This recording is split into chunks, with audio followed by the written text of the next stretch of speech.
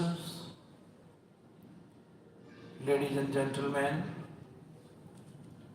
students and scholars, teachers and trainers, professors and professionals, most honorable President Prime Minister Modi ji,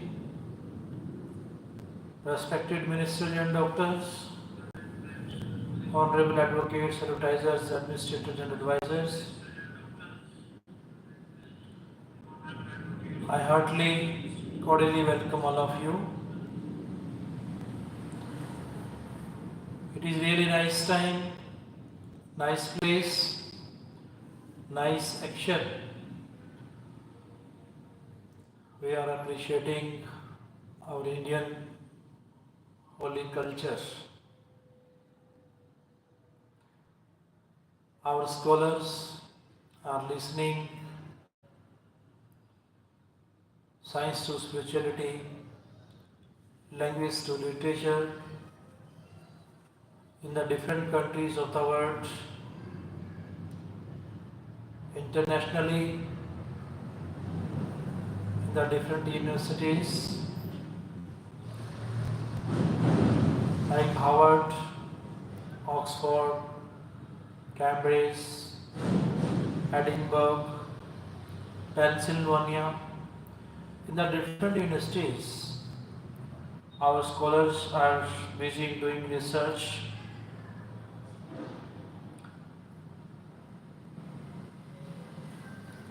What's the meaning of research? What's the meaning of pure research? According to our all holy scriptures of this holy land, are free thinkers, freedom fighters, creators, generators, operators, starters, those who came on this land for addressing the message of oneness, equality and unity. Our Indian holy land is known as the unique land for the worldly people because of the presence of spiritual values. If we live in presence, if we live in present, then definitely we feel, think something greater, finer and nicer. Present time makes us able to feel the presence of God. How we can lead a happier life and satisfied life? It is possible by going ahead on the path of our spiritual teachings. Our great men haven't left any stone unturned in making us understand the truth of our holy land. Our great men spent their maximum time with nature for addressing the message of oneness, equality and unity. Dear friends, changes, revolutionary and visionary that we have around us, behind them there is some super spiritual power, that is the power of God. So we should never deflect from the righteous path while adopting technology. Today, in this present time, we are watching, liking, sharing, subscribing. There are two powers in the world, Modism and Trumpism.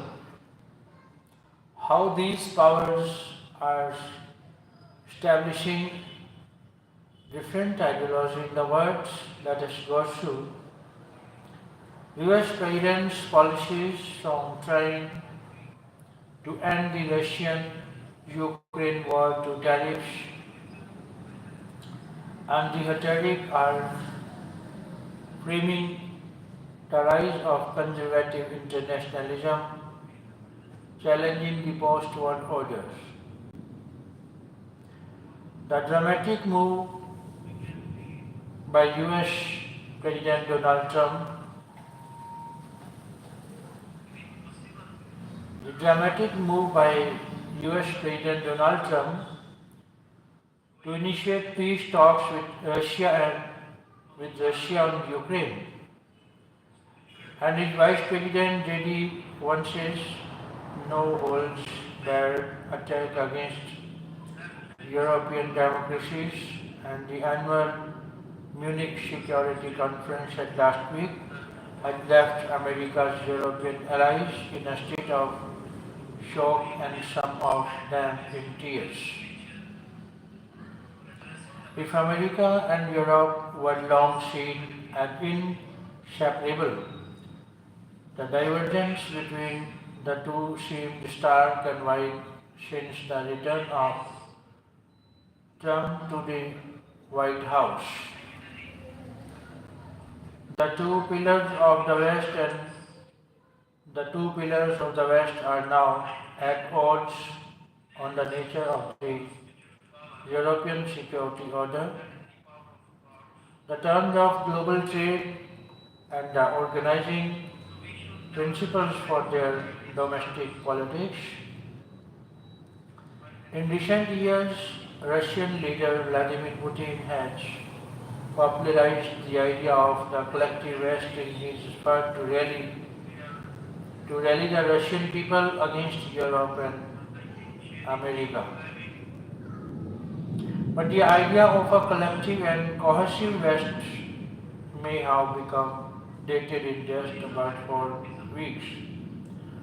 Moscow and Beijing are widely seen as the principal beneficiaries of a West that is divided within. For Russian, the talks with America this week in Saudi Arabia and the expected summit meeting between Putin and Trump in the not too distant future are not just about negotiating a ceasefire in Ukraine, it is about restoring Russia's rightful place in the European regional order that Moscow won after World War II but lost following the Soviet Union's collapse. Even as it talked about the collective West, Russia never stopped seeking to divide Europe from America. China too repeatedly proves the daylight between the US and its Asian allies, and American retrenchment from Europe and Asia and the breakdown of its post-war alliances has until now been the stuff of dreams in Moscow and Beijing. It is tempting to believe that the current crisis in the West has made that dream more realistic. After all, Trump wants to reduce America's security commitments to Europe and is eager to get along well with China's Xi Jinping. Before we get carried away with the idea that the collective West is collapsing, it is important to note what the West is and how it came to the current crisis. The West represents a political geography that shares common liberal values, capitalism, democracy, and individual rights. Initially limited to a small region, initially limited to a small region in the far western corner of the Eurasian landmass. It gained ground over several centuries. Although the West shared common values, the interests of different sovereignties within it were always at odds with each other. Except for the last 80 years since World War II, the idea of a warring West sounds incredible today, but arguments and civil wars have been very much part of history.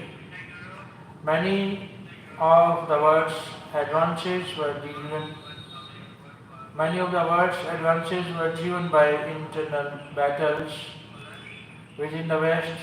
The Renaissance, the Reformation, and the separation of church and state, for example, these wars have also produced massive violence outside the West as Empire,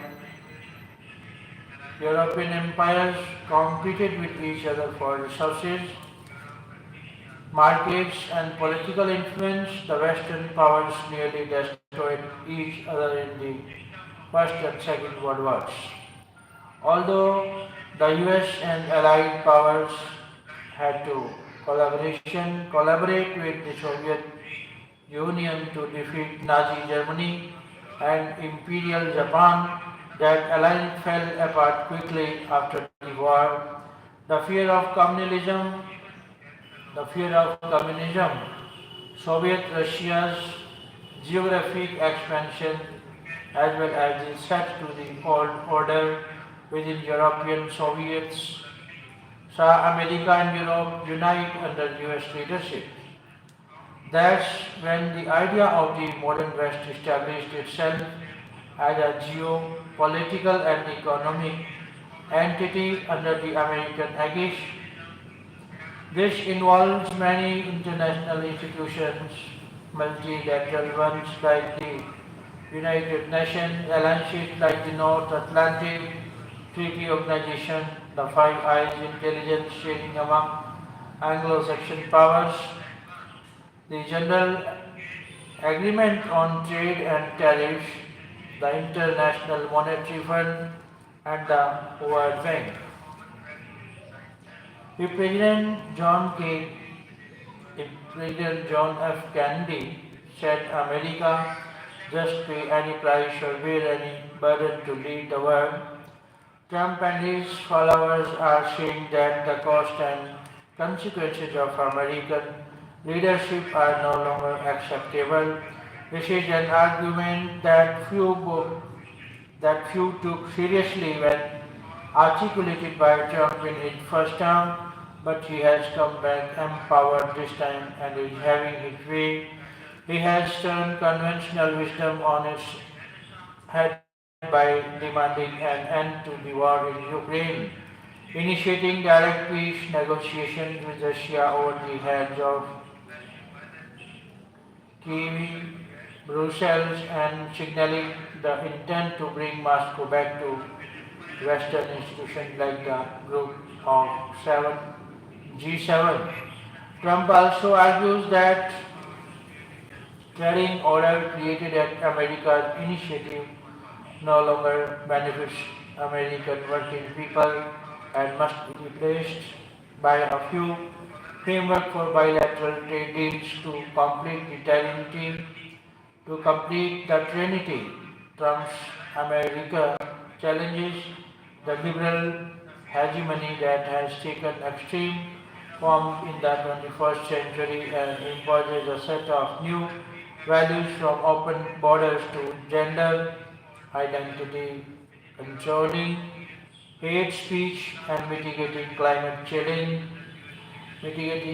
change on Western societies.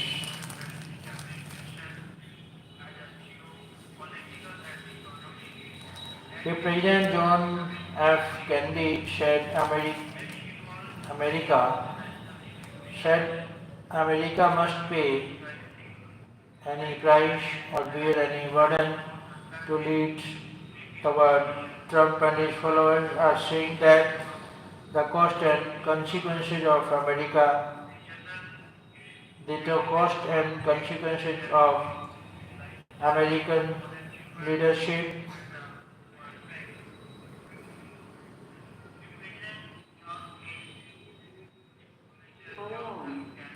American leadership are no longer acceptable.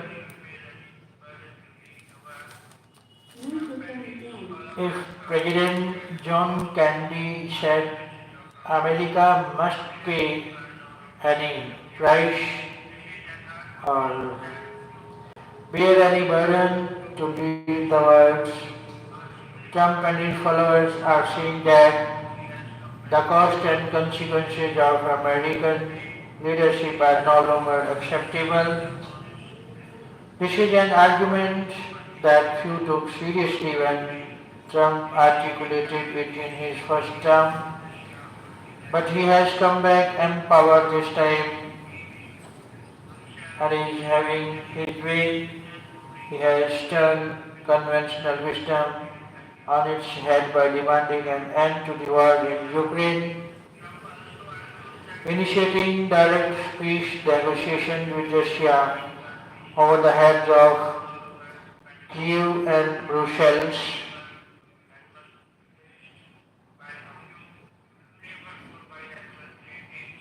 and signaling the intent to bring Moscow back to Western institutions like the Group of Seven G7. Trump won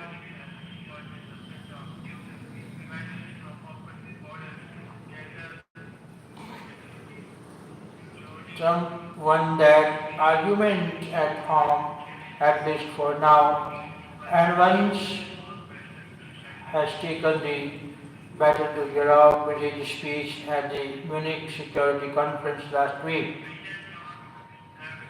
He accused European mainstream parties of trying to keep the right wing out of power despite their success in elections,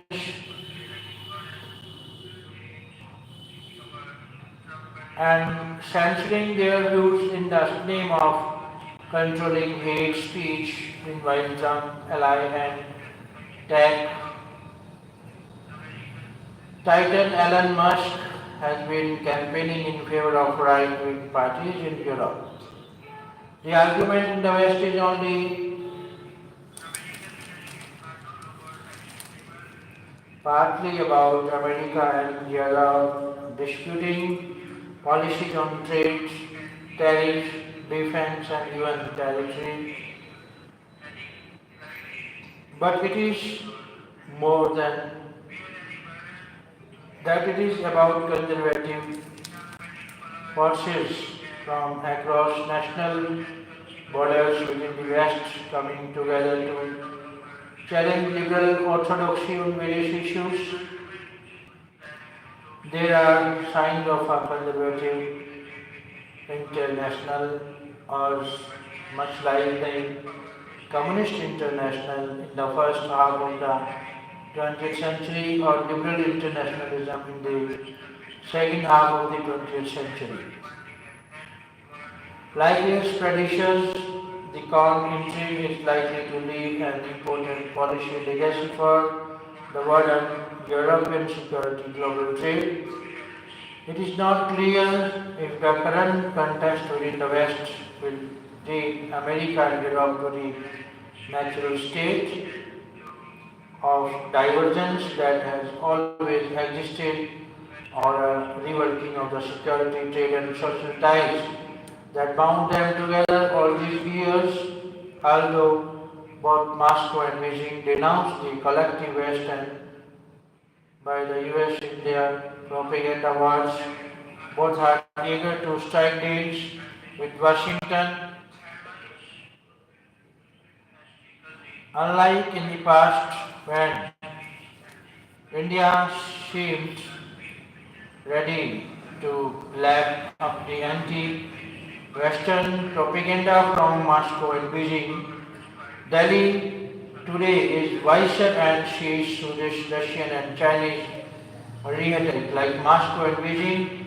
Delhi seeks a grand bargain with the Western powers and is prepared to engage with the emerging contradictions within the West to secure India's national interests. RBI's rupee challenge liberalizing capital flows has made the Indian economy perpetually vulnerable to a currency crisis. Dear editor, I disagree a fortnightly column in which we invite readers to tell us why when they differ with the editorial positions or new convergence of the Indian Express. An editorial in this paper, RBI Next Move articulated the view that the RBI should let the value of the Indian rupee fall, intervening in the forex market only to prevent excess volatility on the ground that the rupee is not exceptional in being under pressure. Rather, it is argued the capital outflows that are the immediate cause of this pressure reflect a larger global phenomenon of capital seeking safer havens in uncertain times, which has led to a general strengthening of the US dollar. This is associated with actual and prospective actions of the Trump administration and the reactions they have or will evoke from other nations. The issue, however, is precisely what letting the rupee depreciate means, since the extent and speed of such depreciation are both variable and have a potentially self-accelerating nature. The problem first arises from this simple fact that expectations about what will happen to the value of the rupee are themselves a factor in the decision of foreign portfolio investors. A sharp and quick depreciation of the rupee means erosion of the value of foreign assets in India, and any expectation of such a movement of the rupee can be an additional factor triggering capital outflows. The result would be to create precisely the outcome whose expectation starts the process. Any action of the RBI which signal that it will not intervene in the foreign exchange market to defend the rupee thus have the potential to generate such expectations if and when this initiates capital outflows and accelerates the exchange rate depreciation. The scale of intervention required to check the process becomes greater and also less effective in letting the rupee decline. Therefore, the RBI has to ensure that the tipping point is not crossed. Moreover, the interventions to moderate the decline of the rupee can also fuel adverse expectations if they erode the foreign exchange reserves and RBI's ability to go on defending the rupee. The difficulties and dilemmas that the RBI faces are the results of the conditions created since the 1990s, when the exchange rate became market determined and India's capital account was opened up in a larger global context of the increasing significance of volatile portfolio capital flows. These were different from FDI and even commercial bank lending, which previously dominated cross-border capital flows because of their ability to enter as well as exit countries swiftly. since that opening up the value of the rupee in the foreign exchange market has fluctuated on the basis of the inflows and outflow of the capital. On the whole, however, during a period of roughly 5 years processing the 2008 global crisis and a brief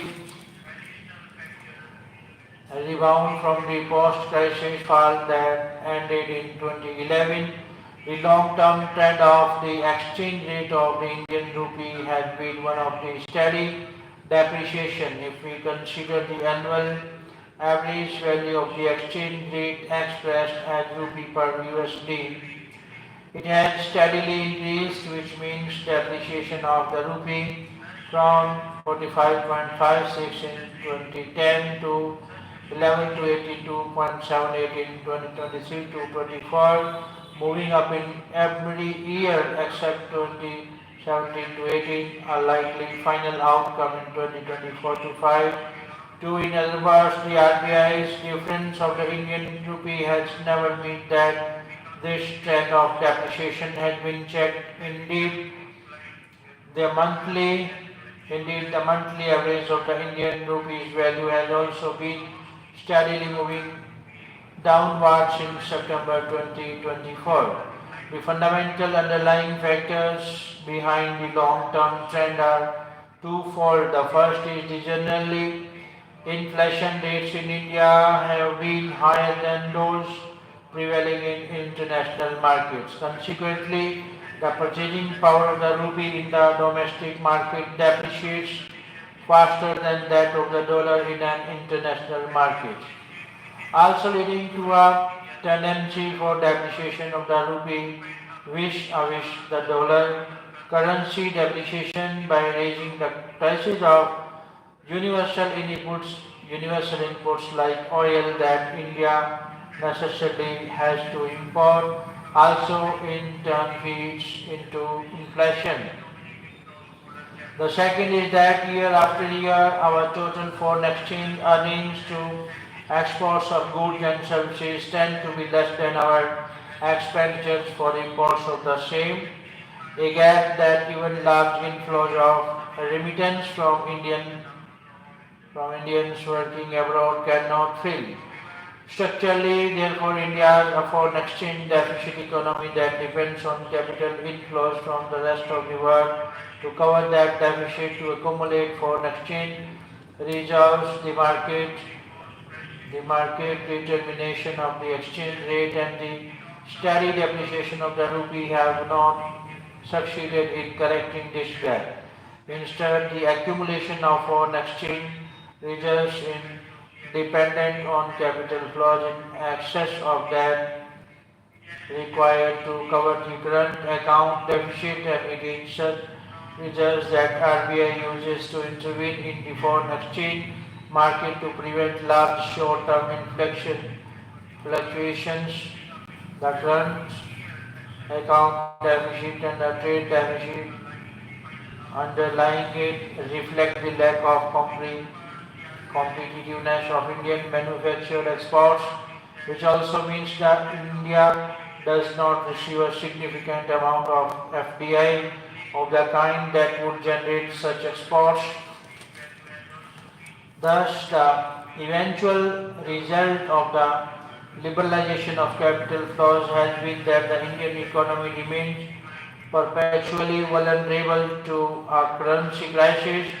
A sudden and sharp depreciation of the currency of the kind that has hit several countries in the last few decades. While India has escaped this fate so far, the risk of such a crisis has always revealed itself in the way in which the long-term trend of the Indian rupee's depreciation has expressed itself. It has not been a steady decline, but one marked by short periods of sharp and irreversible depreciation, interspersed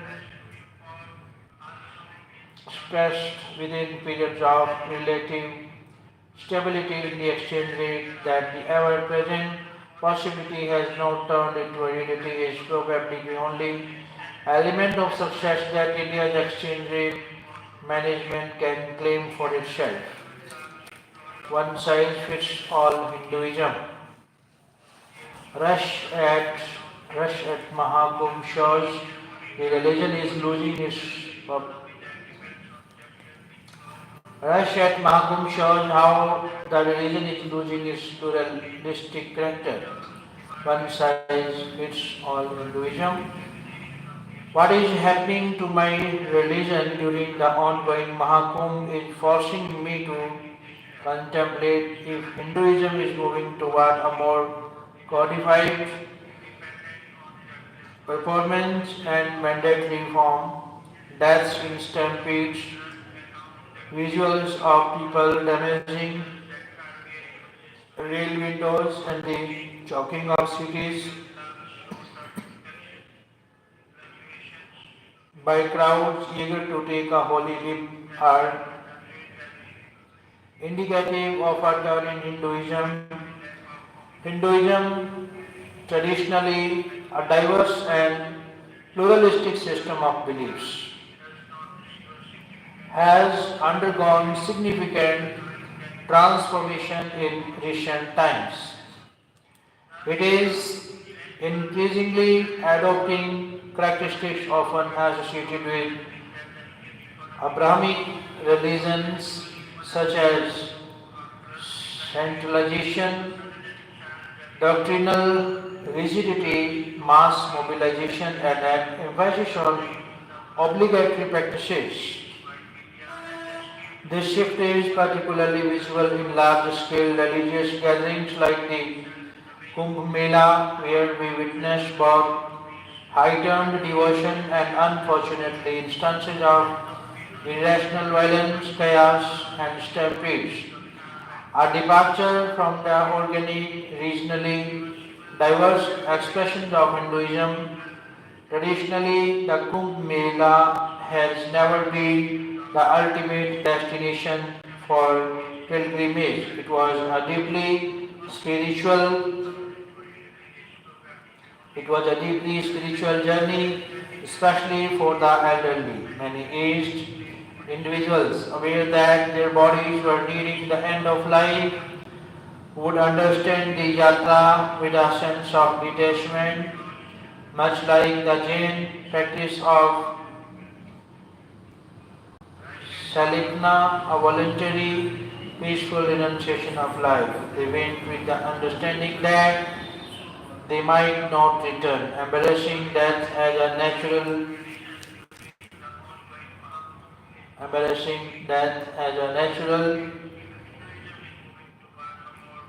transition rather than a tragedy, accident, fear, or shock. This practice was not chaotic or reckless.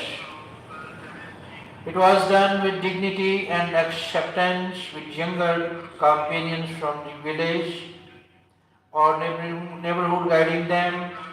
The losses, if any, were minimal because the journey was taken with restraint, preparation, and spiritual resolve, not as an impulsive, desperate act.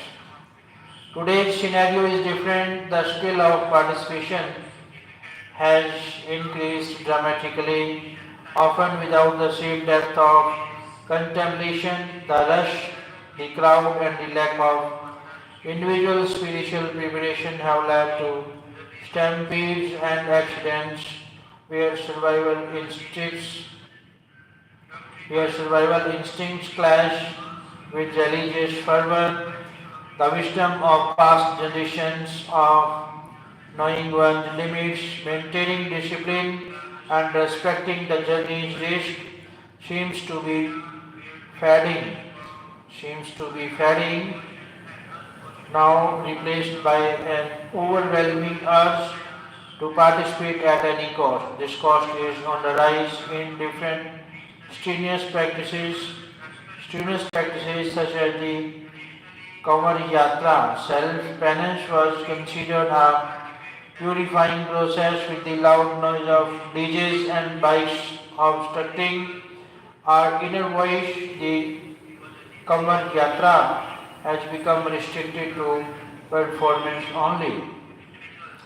This performative, outwardly visible form of faith, demonstrated through large processions, mass pilgrimages, and aggressive displays, mirrors aspects of Abrahamic tradition where communal prayer, mass gatherings, and the public assertion of faith are central.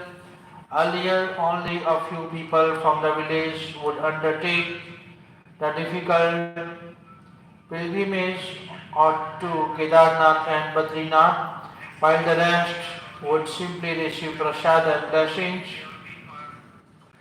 There was a natural sense of restraint and awareness of risk, ensuring that only the most prepared undertook such journey.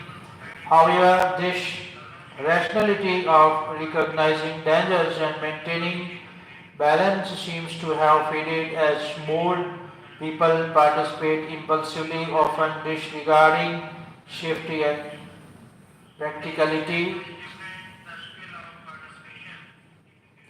For Hindus, there there has never been a single way to practice faith. Multiple alternatives have always existed, allowing individuals to choose.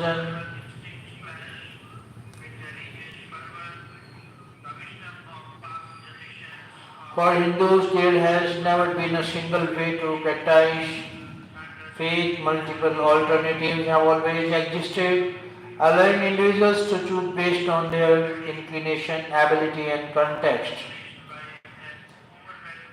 The Shraddha ceremony used to take 12 years. Then it was compressed to 12 days based on the practicality of the time we live in. Even the Indian constitution struggles to define Hindus with finality because Hinduism is not a monolithic religion but a vast and fluid tradition encompassing countless beliefs, practices, sects and philosophies. Any attempt any attempt to fix a final definition risks distorting its essence. Today, social media too is amplifying singular narratives, making certain rituals and beliefs appear universal while ignoring regional and sectarian differences. The commercialization of religion from packed pilgrimages to mass events promotes specific rituals and experiences as the ideal and only way to connect with the divine, reducing faith to formulaic participation. Several water bodies once served as sites for the observance of Kalpavas, staying near the river in a certain time period from Paus Purnima to Maghi Purnima in Bihar. Samaria was known as Minikum. However, modern religious expressions are increasingly unilinear, emphasizing mass participation over individual spiritual experience. A standardized version of faith is being promoted, narrowing the vast landscape of Hindu thought into one size fits all religiosity. This loss of balance between deep contemplative faith and mass fervor poses a significant challenge to Hinduism's foundational essence. If Hinduism moves further toward dogmatic uniformity, it risks losing the pluralism that had allowed it to survive and evolve for millennia. Instead of blindly imitating centralized collective religious structures, it is crucial to revive the wisdom of restraint, choice, and diverse spiritual pathways that have always defined Hindu thought. The real challenge is to claim the wisdom of flexibility, where faith is personal, not performative, and where multiple paths coexist without competition. This the question arises: is Hinduism evolving, or is it being reshaped into something it was never meant to be? The writer teaches history at Delhi University.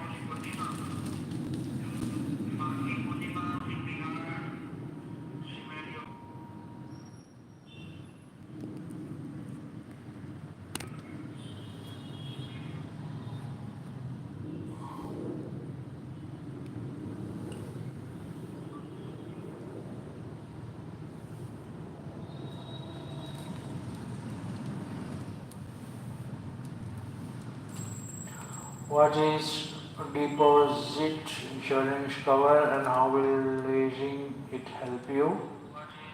From news from Mumbai, New Delhi.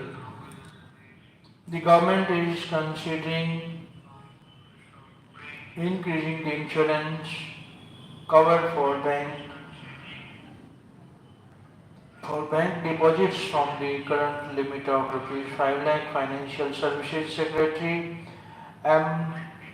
Nagarju said on Monday. The deposit insurance cover is offered by the Deposit Insurance and Credit Guarantee Corporation, a specialized division of the Reserve Bank of India. What has the government said on deposit insurance? Asked what the government was doing in the matter of the New India Cooperative Bank against which the RBI took action last week, Nagarju said that a proposal on increasing insurance was under active consideration, and as and when the government approves, we will notify it. What action has RBI taken in the New India Cooperative Bank case? RBI has imposed several restrictions on the Mumbai-based bank, including superseding its board of directors for 12 months, citing supervisory concerns and poor governance standards. The RBI has directed the laws-making bank to not grant or renew any loans and advances, make any investment, incur any liability, including borrowing funds and accepting fresh deposits, or reduce or agree to reduce or agree to disburse disburse or agree to disburse any payment without prior written approval. The restrictions came into effect after close of the business on February 13 and will be in force of 6 months. The bank has 30 branches in Mumbai, Thane, Navi Mumbai and Pune, and in Surat in Gujarat. At the end of March 2024, the bank had a deposit base of rupees 2,436 crore and it had posted losses of rupees 22.78 crore in 2023 to 24 and rupees 30.74 crore in 2022 to 23. However, the deposits of customers ensured against failure of the bank. The objective of the DICGC is to protect small depositors from the risk of losing their savings in case of bank failure. The insurance cover of rupees 5 lakh depositors is for all accounts held by the depositors in all branches of the insured bank. DICGC Insurance, all commercial bank including branches of foreign banks functioning in India, local are banks, regional rural banks and cooperative banks. However, primary cooperative societies are not insured by DICGC. Savings, fixed, current and recurring deposits are insured. The DICGC does not provide insurance for deposits by for central and state governments and for interbank deposits. The premium for deposit insurance is borne by the insured bank. DICGC collects premiums from members' financial institutions at a flat or differentiated rate based on the bank's risk profile. How can depositors of New India Cooperative Bank apply for the DICGC's bank insurance? DICGC has said it will make payments to eligible depositors of the bank as per section 18A of the DICGC Act 1961, subject to submission of a claim list by the bank within the statutory timeline of 45 days. Depositors have been asked to submit deposit insurance claims to the bank along with an official proof of identity, a willingness declaration to receive the amount lying in their accounts up to a limit of rupees 5 lakh and details of a second account where this amount can be credited. The money can also be credited to their Aadhaar linked bank account. The last date for submission of claim or willingness declaration to New India Cooperative Bank is March 30. DICGC will make the payment to all eligible depositories by May 14. How does the limit for DICGC coverage work? In 2021, a new section 18A was inserted in the DICGC Act 1961, which enabled depositors to get interim payment and time-bound access to their deposits to the extent of the deposit insurance covers through interim payments by DICGC in case of imposition of restrictions on bank by the RBI.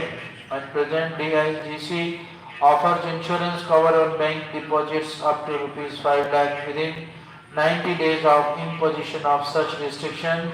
Since DICGC insures both the principal and interest amount held by a depositor in a bank, this is how the cover works. Say a depositor has rupees 4,99,800 in her account, which includes the principal amount of rupees 4,90,000 and rupees 9,800 as interest accrued on it. In this case, DICGC will provide insurance for rupees 4,99,800, which means the depositors will get rupees 4,99,800 if their bank fails. However, if the principal amount is rupees 5 lakh and the interest accrued is say rupees 10,000, the interest accrued will not be covered as the depositors would have existed the covered limit of rupees 51 lakh. If the bank goes into liquidation, DICGC is liable to pay the liquidator the claim amount of each depositor up to 5 lakh within 2 months from the date of receipt of the claim list from the liquidator. The liquidator will have to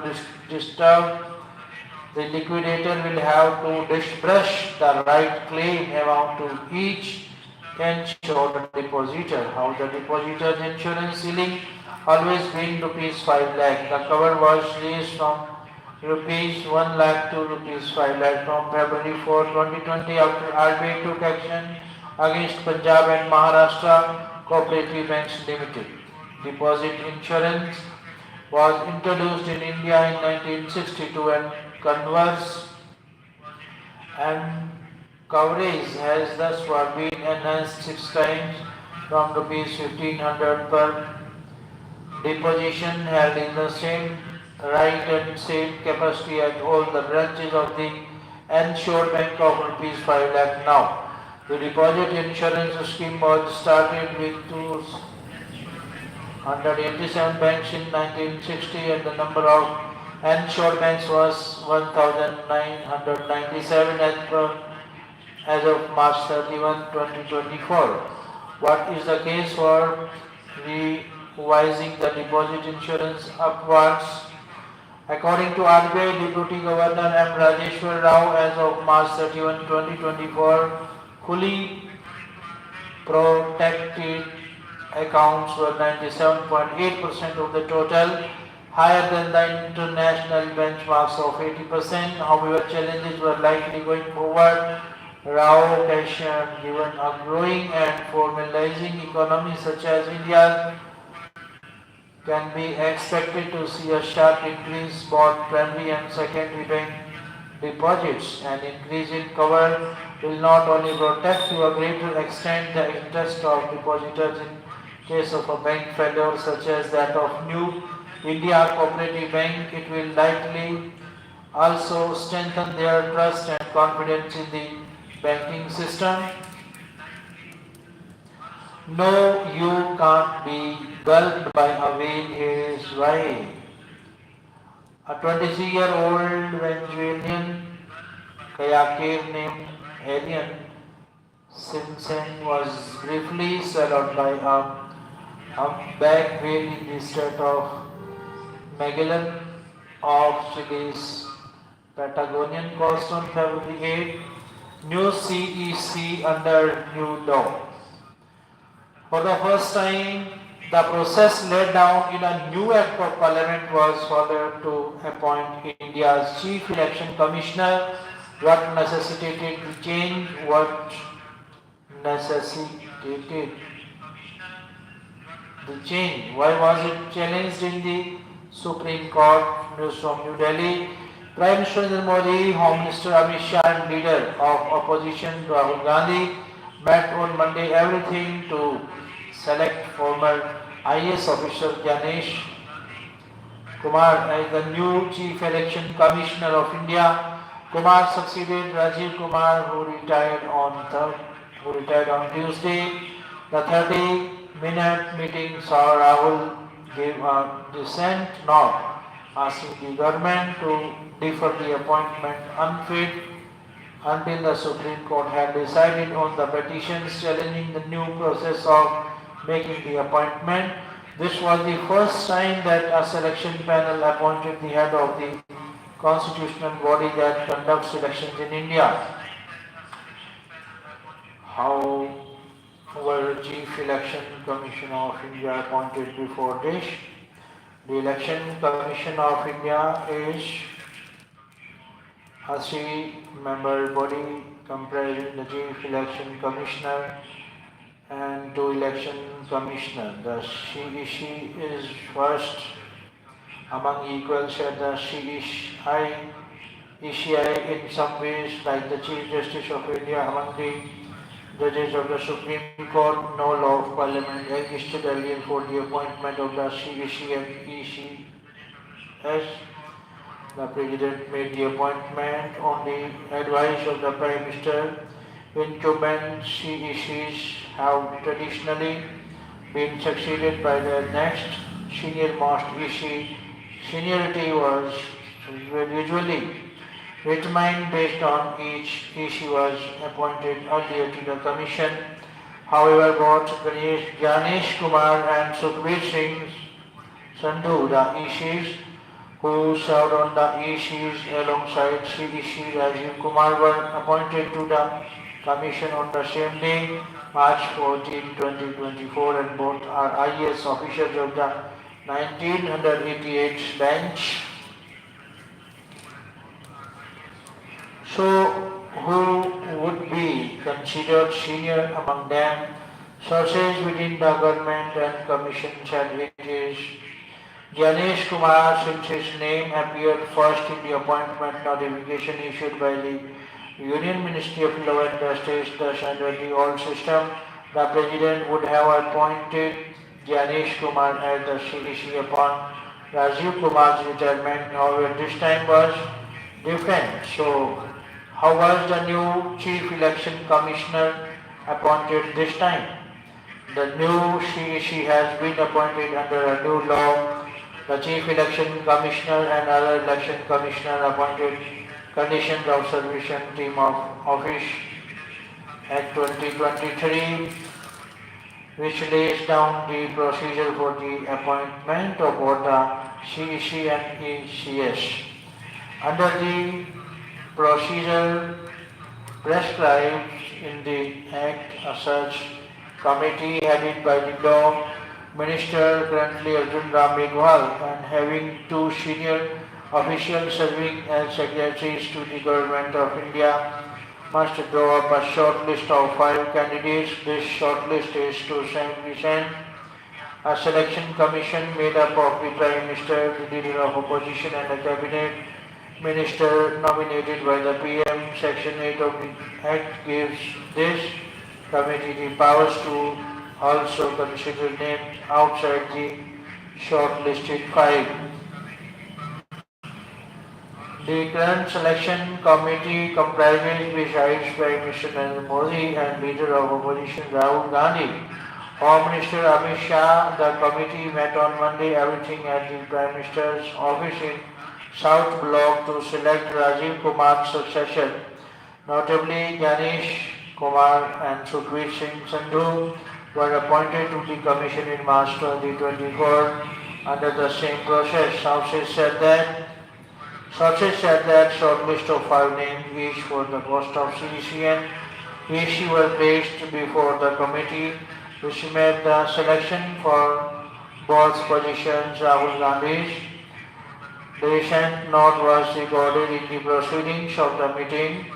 Based on the recommendation of the committee, an official notification was released on Monday night saying that in exercise at the powers conferred on him under the 2023 Act, and the President had appointed Kumar as the CEC with effect from February 19.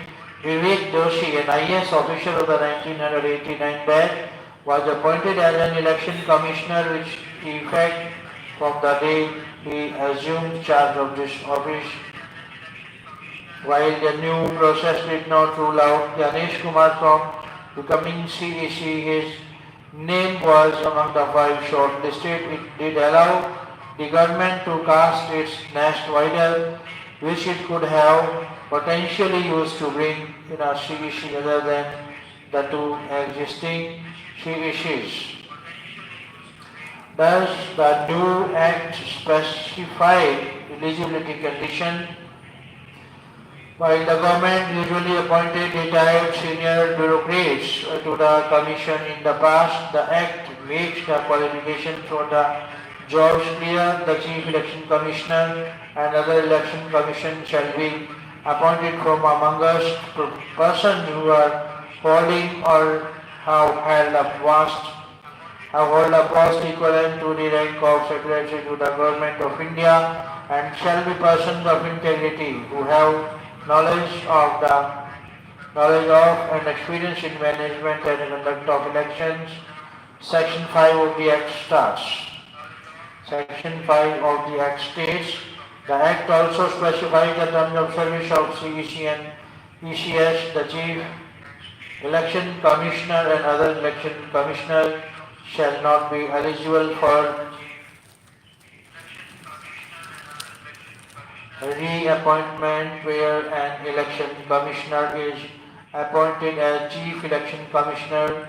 His term of office shall not be more than 6 years in aggregate as the Election Commissioner and the Chief Election Commissioner, it states. Why was the process of making appointments to the ECI changed? The 2023 Act was brought after an intervention from the Supreme Court following a clutch of petitions filed between 2015 and 2022 that challenged the center's exclusive powers in picking the election commission. The court had noted that the farmers of India's constitution had never intended to give the executive exclusive appointment powers, concerned about the devastating effect of leaving appointments solely to the executive. The top court established a new process in its judgment of March 2, 2023. It ruled that a selection committee comprising the Prime Minister, the leader of the opposition in Lok Sabha, and the Chief Justice of India would select the CEC and ECS until Parliament enacted a law. Thereafter, before any vacancy could arise in the Commission, the government brought the bill in Parliament, which was passed in December 2023. The Act changed the composition of the selection committee from the one recommended by the Supreme Court. Is replaced the CGI with a Union Cabinet Minister to be nominated by the Prime Minister, effectively giving the government the final say on who is selected. Do the new appointments settle the matter now? No, the Supreme Court, as the LOB said, has been hearing petitions challenging the new appointment process. The non-profit group Association for Democratic Reforms has challenged the removal of the Chief Justice of India as a member of the selection committee under the new law. The key constitutional question raised by these petitions, whether Parliament has the legal authority to override or modify a judgment of a constitution bench through legislation or by promulgating an ordinance. Although the petitioners sought an early hearing before Rajiv Kumar's retirement, the Supreme Court scheduled it for February 19, a day after his exit. However, Supreme Court Judge Justice Surya Kant assured the petitioners that the consequences of the court's decision on the validity of the new act would apply even if appointments were made in the interim. Allahabad bail condition, Supreme Court's gag order, and the question of free speech. News from New Delhi, the Supreme Court on Tuesday granted interim protection from arrest in the FIRs registered against podcaster influencer Ranveer Allahabad for his comments on a YouTube show. However, the bench of Justice Surya and K. Singh imposed crucial conditions, including that Allahabad or his associates cannot air any content on social media until further orders. The Supreme Court also sought the assistance of the Attorney General for India in the next hearing to tackle the vacuum in the regulation of online content. While Allahabad was granted relief, the gag order raises some questions of free speech. The order also flies in the face of an Supreme Court judgment that said such a condition could have a chilling effect on the freedom of speech. Petitioners plea. The petitioner had moved the Supreme Court seeking clubbing.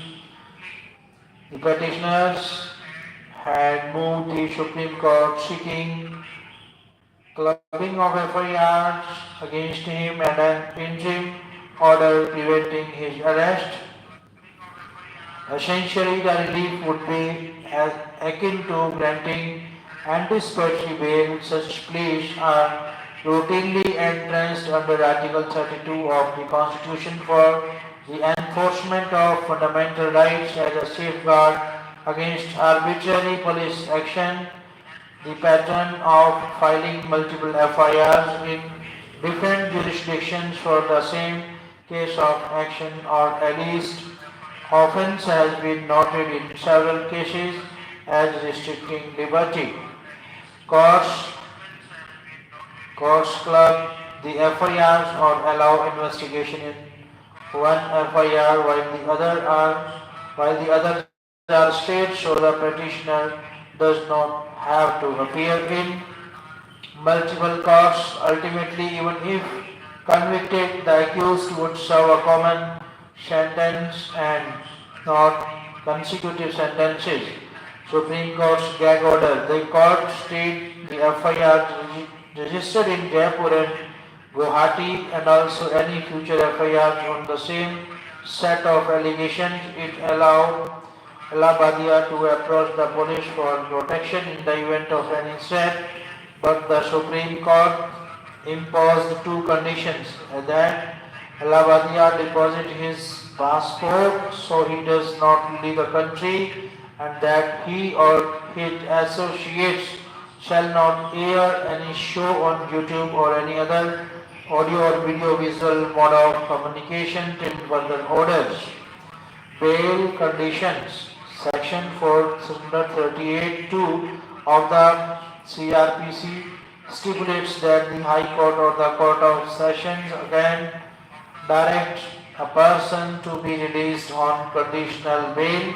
The court shall impose conditions in the context of the facts of a particular case. For example, the condition of depositing a passport is to address situations where the accused could be flight risk. Bail could be set for a high monetary value to ensure the accused joins the investigation. Another common condition is that the accused should periodically present himself before a police officer. In other cases, courts have imposed wondrous bail conditions like sharing a Google Map pin or residing in a particular locality. In a 2023 case in which the accused was asked to deposit a huge amount with the court for grant of bail, the Supreme Court had observed that setting such wondrous bail conditions amounted to saving bail. How many times have you stood in the Supreme Court and High Court objecting to such onerous conditions? How can we start selling bail like this? The bench headed by Justice Ravindra Bhatt had said. However, a gag order while granting protection from arrest is an unusual condition because it is in the nature of a prior restraint. When speech or any other expression is prohibited before it can take place, a body of jurisprudence in India bars the state from making prior restraint laws. In hate speech cases, the court could observe that the accused cannot mix in the statements initially, tailoring the gag order narrowly to no interfere with speech entirely. Paced Supreme Court ruling in 2022 while granting bail to ALT, Alternative News co-founder Mohammad Javed. A three-judge bench headed by Justice D.Y. Chandrachud rejected the Uttar Pradesh government's plea that the accused must be barred from tweeting while on bail merely because the complaints arise from posts that were made by him on a social media platform. A blanket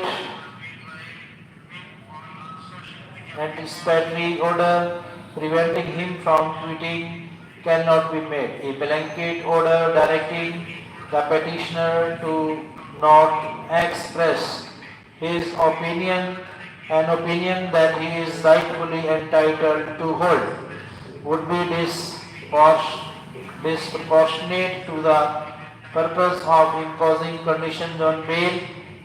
The imposition of such a condition would tantamount to a gag order against the petitioner. gag orders have a chilling effect on the freedom of speech, the court said. The court noted that Zubair would need to use social media as a medium of communication for his work and said that a gag order would amount to an unjustified violation of the freedom of speech and expression and the freedom to practice his profession.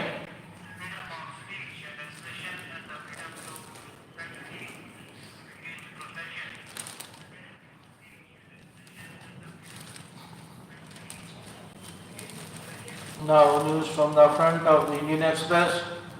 You are listening Prime Minister, Union Ministers, CMs of state ruled by BJP and allies to attend oath taking. BJP named Rekha Gupta as Chief Minister. She says will take Delhi to new heights. Besides CM, 6 others to take oath as ministers' portfolios later. News from New Delhi: almost a fortnight after it returned to power in the capital after 27 years, the BJP named 50-year-old Rekha Gupta, the newly elected MLA from Shalimar Bagh, as the 7th Chief Minister of Delhi on Wednesday.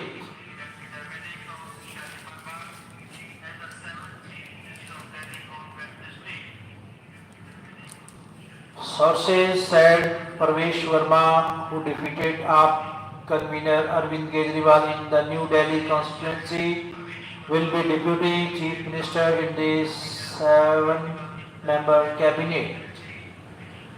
The BJP sources said also picked Rohini MLA Vijayendra Gupta,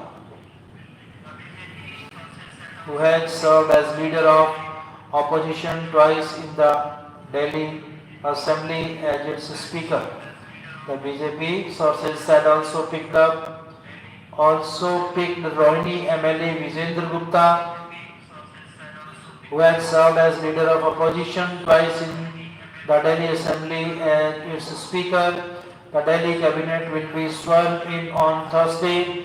In first remarks after being named CM, Gupta said, "I thank our central leadership, Prime Minister Modi and all our MLAs for this responsibility and advocate by profession. Gupta, who will be Delhi's 4th women Chief Minister, is an old RSS hand who had joined the Sang's student wing, the ABVP, and was elected DUSU president in the late 1990s.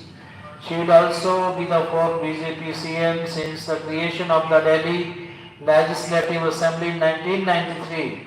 Contesting the assembly elections for the first time, she won by a margin of more than 29,500 votes over AAP's Bandana Kumari from Shalimar Bagh. Gupta, currently the sole woman BJP leader elevated to the office of Chief Minister, has served in several organizational roles including General Secretary of Delhi BJP Mahila Morcha and a member of the BJP's National Executive. She has also been a councillor. The new cabinet will be sworn in at Ram Leela Maidan in the presence of BJP brass, including Prime Minister Narendra Modi, Union Home Minister Amit Shah, Defence Minister Rajnath Singh, Union Cabinet Ministers, Chief Ministers of BJP and NDA ruled states. According to party insiders, an estimated 25,000 to 30,000 people will gather at the Ram Leela Maidan on Thursday afternoon. From ABVP's DUSU President to Delhi's 4th woman CM. News from New Delhi: Shalimar Bagh MLA Rekha Gupta, who is said to be the 4th woman Chief Minister of Delhi, is an old RSS hand who was part of the Sang's students wing Akhil Bharatiya Vidyarthi Parishad, the 50-year-old, takes over from Aam Aadmi Party's Atishi. In her first post-on X after her name was announced, Gupta wrote, I thank the BJP's national leadership and the legislature party.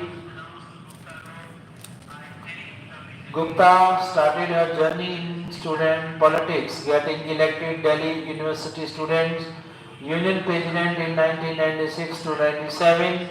She subsequently served as the Secretary of the Bharatiya Janata Yuva Morcha's Delhi unit and as the outfit's National Secretary. A lawyer by profession, she entered electoral politics in 2007 when she won the Municipal Corporation of Delhi elections from North Pitampura ward. She was re-elected in 2012 from the same ward and in 2022 won from the Shalimar Bagh ward. Gupta has also served as the General Secretary of the Delhi BJP's Mahila Morcha and a member of the BJP National Executive. As a councillor, Gupta set up facilities such as swimming pools, gyms, libraries and community halls in her area. She also initiated health checkup campus for women and children and organized awareness campaigns against child labor according to party insiders.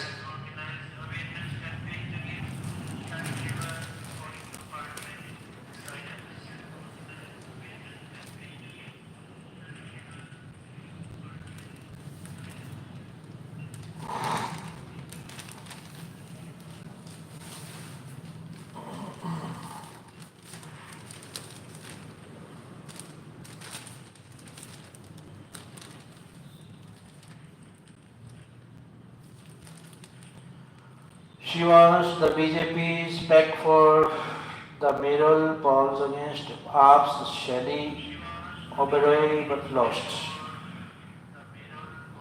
In the assembly election, she defeated AAP's three-time MLA Bandana Kumari. Gupta was among the 8 MCD councillors elected to the assembly. Speaking about his former MCD college, Speaking about his former MCD colleague getting the top job, MCD leader of the opposition, Radha Iqbal Singh said she has been politically active for several years. She was associated with the ABVP and with the RSS. She had a vast experience and is sensitive to people's complaints. In her affidavit for the assembly elections, Gupta declared assets worth rupees 3.5 crore. Trust and cheating in the notice to Krishna, the Lokayukta police said there was no evidence to prove the allegations against any of them, as the allegations against accused 1 to accused 4 are not proved due to lack of evidence. The final report is being submitted to the competent court. The final report is being submitted to the court under section 173 of the Criminal Procedure Code after investigation into the allegations over the grant of compensatory plots under 50/50 schemes from the year 2016 to 2024 by the Major Urban Development Authority, it said.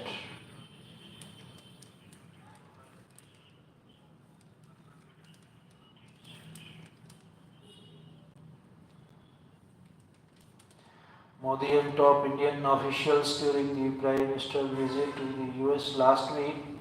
The tariffs are like 100% import duty, Musk said. Impact of reciprocal tariffs on India. While the details of reciprocal tariffs are expected in April, experts point out that India's tariff rates are higher than those of the US on most products, with the largest difference in agricultural products, textile and pharmaceuticals.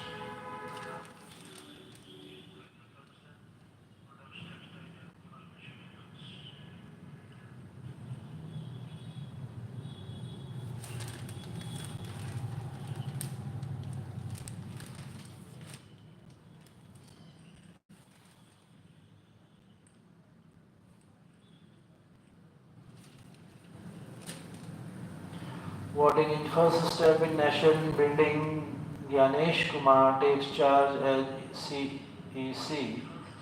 From New Delhi, Ganesh Kumar, a retired IAS officer of the Kerala cadre who has been an election commissioner since March 15, 2024, assumed the office of the Chief Election Commissioner on Wednesday. Kumar succeeds Rajiv Kumar, who demitted office on Tuesday after a 4.5-year stint in the Election Commission.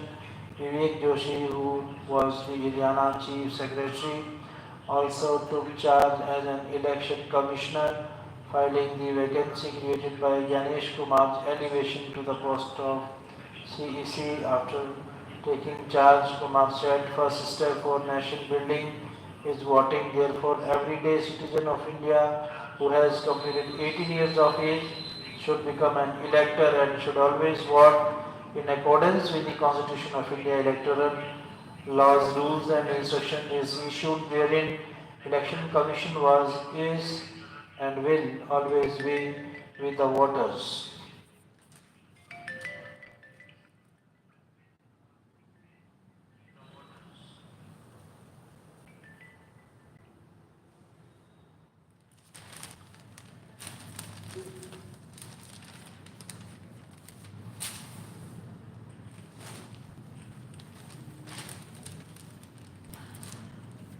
Civic body shift spot for Maharana statue from Shimla.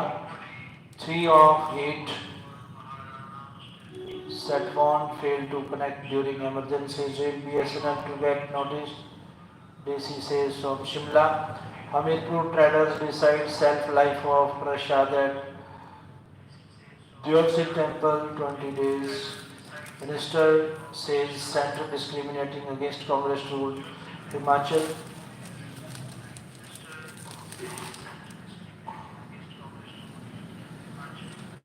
Sikh body Akalical at Ord. SGPC chief's resignation reveals how deep the divide is. From Amritsar.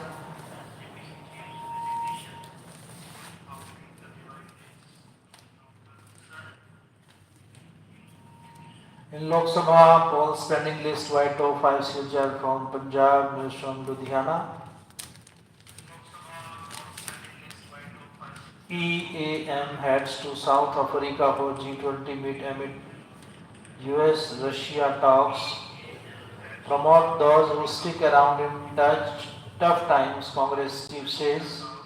UN climate change chief says doors are open for US to return to Paris Agreement.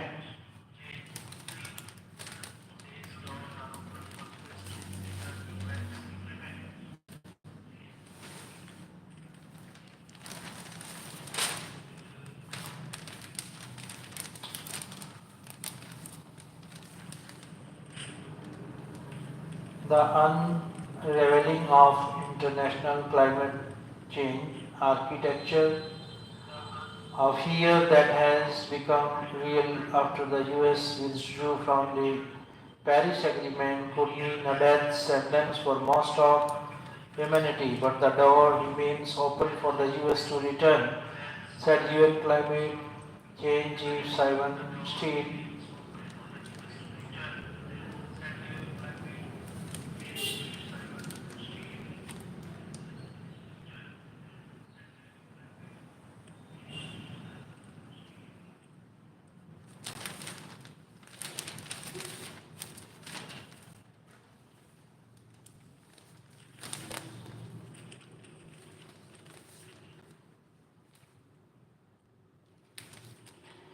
Trump living in a Russia-made information space, Zelensky says from Kyiv.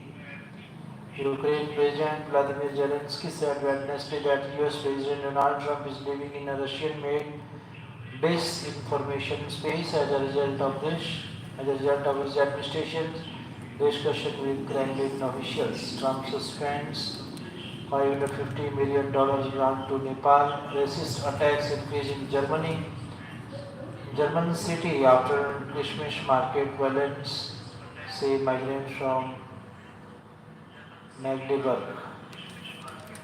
Dengue battle bounties for mosquitoes gathered alive from Manila.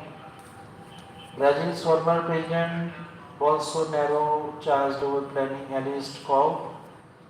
One take, two words, jet skies, canoe glides in Rwanda and bodies ashore in Congo. UAE rejects forced displacement of Palestinian in talks with Rubio.